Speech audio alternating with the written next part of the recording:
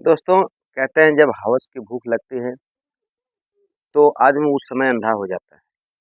और ये एक ऐसी भूख होती है जो कि बहुत ही खतरनाक भूख होती है।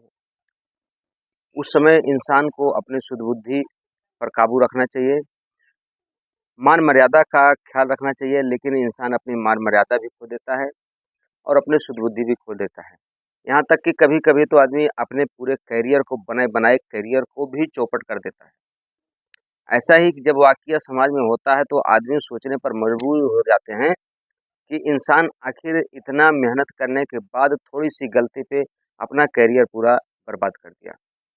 नमस्कार, प्रणाम, मैं मोनू भारद्वाज हृदय तल की गहराइयों से अपने यूट्यूब चैनल पर आपका हार्दिक स्वागत वंदन करता हूँ।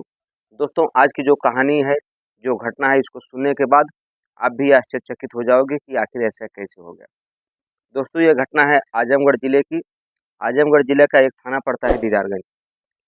उसी इलाके का एक क्षेत्र पड़ता है कुशलगाँव। वहाँ की एक घटना है। एक व्यक्ति होता है, अच्छा खासा व्यक्ति होता है, हैंडसम होता है, गठीला बदन होता है, घुंघराले बाल होते हैं। 17-18 साल की उम्र होती है, धीरे-धीरे युवावस्था होती है। जब युवावस्था पूरी तरीके से आ जाती है तो घर वाले सोचते हैं क्यों ना इनकी शादी कर दिया जाए। लड़का अच्छा खासा कमाता भी है। जब उसकी एक दिन शादी हो जाती है, शादी होने के बाद पत्नी जो होती है आती है, पूरी शहनाइयाँ बजती है, धूम-धाम से पूरा वैवाहिक कार्यक्रम जो होता है चलता है। धीरे-धीरे वाक़या बीते जाता है, 1-2 मंथ तक दुल्हन रहती है घर पे। जब दुल्हन रहती है घर पे तो उसके बाद एक दिन ऐसा आता है कि गाँव में एक प्रथा होती है चौथियारा की। तो लड़की के मायके वाले आते हैं और लड़की को लिवा कर चले जाते हैं। 1-2 दिन बीतता है तो लड़का बिल्कुल व्याकुल हो जाता है अपनी पत्नी से मिलने के लिए। वो फ़ोन करता है कि मैं मिलना चाहता हूँ, तो लड़की मना करती है, नहीं अभी नहीं। लोग क्या कहेंगे समाज में, लोग लज्जा के डर के मारे लड़की मना कर देती है। फिर 1-2 दिन बीतता है, जैसे बीतते जाता है लड़का बिल्कुल बदहोश हो जाता है। वो हर हाल में अपनी पत्नी से मिलने की जो कोशिश होती है, तमाम कोशिशें होती है, उसे करने की सोचने लगता है। तो कई बार प्रेस करने के बाद एक दिन लड़की कहती है चलिए ठीक है जब ऐसी बात है, तो आप आ जाइए हमारे घर पे, लेकिन आप इधर-उधर कहीं मत आइएगा। लड़का बोलता है ठीक है, लड़का राज़ी हो जाता है। एक दिन ऐसा भी आता है जब लड़का पूरी तैयारी से मारे खुशी के मारे अपने ससुराल के लिए रवाना रवाना हो जाता है। जब रवाना हो जाता है तो रास्ते में जो मिठाइयाँ होती हैं और सामग्री होती है अपनी पत्नी के लिए, अपने परिवार के लिए लेके जाता है। दोस्तों, उसके बाद जब ससुराल जाता है तो ठंडी का महीना होता है,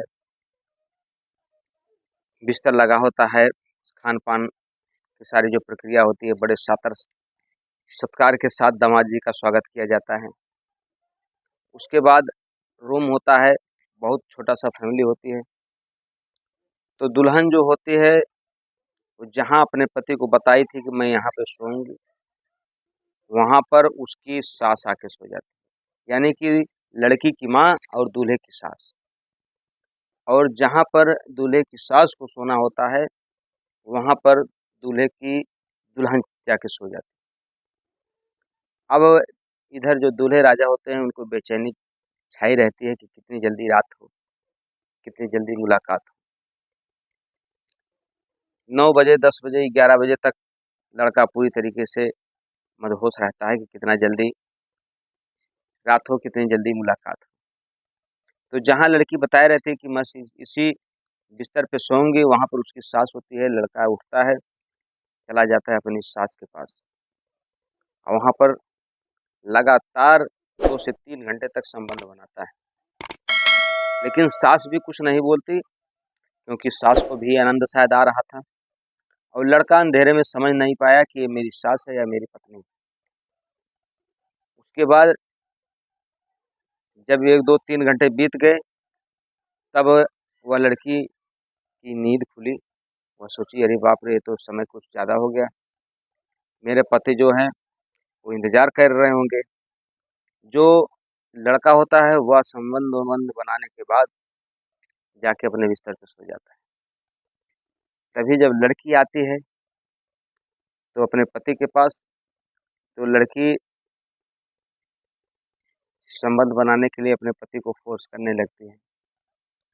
अब उधर पति 2-3 बार अपना संबंध बना के आया रहता है, तो कहता है, "यार, अभी-अभी तो मैं आया हूँ,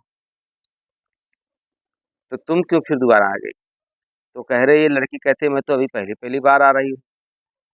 तो लड़का बोलता है, "आखिर तब वो कौन थी, जहाँ से मैं आ रहा हूँ?" तब लड़की मारे शर्म के मारे रोने लगती है, कहती है, "अरे पागल, वो मैं नहीं हूँ, तो मेरी माँ थी।" अब लड़की अपने पति को दोष देने लगती है कि आप जो है बेवफ़ा हो, मेरे साथ आपने चीटिंग किया, मेरे साथ आपने धोखा दिया, आपने मुझे गद्दारी किया मेरे साथ। तो लड़का कहता है, आखिर अंधेरा था, मुझे जहाँ तुमने बताया था जिस कमरे पे, जिस बिस्तर पे, मैं उसी बिस्तर पे गया, मैं तो सोचा तुम ही हो। लेकिन जब मैं संबंध बनाने की कोशिश कर रहा था, तब तुम्हारी माँ को मुझे रोकना चाहिए था, ऑब्जेक्शन करना चाहिए था। लेकिन तुम्हारी माँ ने भी ऐसा कुछ नहीं ऑब्जेक्शन किया कि मैं उसे रोक पाता। उसके बाद भी लड़की अपने पति की ही गलती निकाल रही थी, क्योंकि लड़की कह रही थी, नहीं, नहीं, आपकी सारी गलतियाँ हैं। उसके बाद लड़का बड़ा परेशान हो जाता है, धीरे-धीरे सुबह हो जाती है, लड़की बहुत उदास हो जाती है, उदास बैठी रहती है, लेकिन माँ के चेहरे पर बिल्कुल भी शिकन नहीं रहती, क्योंकि माँ को एक जो उसकी सासू माँ होती हैं, उसको एक नया नवयुवक गठीला बदन वाला प्यार मिल जाता है, लड़का मिल जाता है, जो लमसम 3 घंटे तक संबंध बनाए रहता है, तो हो सकता है उनको भी आनंद आता रहा होगा इस करके उस सासू माँ ने कोई ऑब्जेक्शन नहीं किया। धीरे-धीरे ये बात जब लोगों तक पहुँचती है उस लड़की के माध्यम से, तो लड़की हालाँकि शोर-शराबा करने लगती है, अपने पति से झगड़ा करने लगती है, इस कारण कि वह बहुत ही बिखर बिखर जाती है अपने दूल्हे को। जब यह बात लोगों के तक जाती है सोशल मीडिया के माध्यम से, आम जनमानस के माध्यम से, तो लोग सोचने पर मजबूर हो जाते हैं कि आखिर एक सास अपने दामाद के साथ ऐसा कैसे कर सकती है। दोस्तों, जब दामाद जान गया कि अब मामला यहाँ पर गड़बड़ होने वाला है, तो लड़का धीरे से अपनी बाइक उठाता है और बिना कुछ खाए-पिए अपना निकल जाता है। तो मेरी कहानी कहने का तात्पर्य सिर्फ़ आपको बताना नहीं, किसी को दुःख पहुँचाना नहीं, आपको जगाना भी है कि हवस की जो ज्वाला होती है, जो प्यास होती है, उसमें इस कदर ना जलने लगे कि सारी मर्यादाएँ तोड़ दें, सारे निश्चय-नाते तोड़ दें, जो समाज की परंपरा है उसको तोड़ दें, किसके साथ संबंध बना रहे हैं उसको भूल जाएँ आप। दोस्तों, आज समाज में ऐसी ही कुरीतियाँ, ऐसी ही बुराइयाँ तमाम फैली हुई हैं। तो हमारे कहने का तात्पर्य यह है सिर्फ़ कि ऐसी बुराइयों से बचें। दोस्तों, हमारी कहानी कैसी लगी? आप हमारे वीडियो कमेंट बॉक्स में ज़रूर लिखें। सतर्क रहें, सावधान रहें, अपना, अपने परिवार का ध्यान रखें। तब तक के लिए नमस्कार, प्रणाम, अपना ख्याल रखें।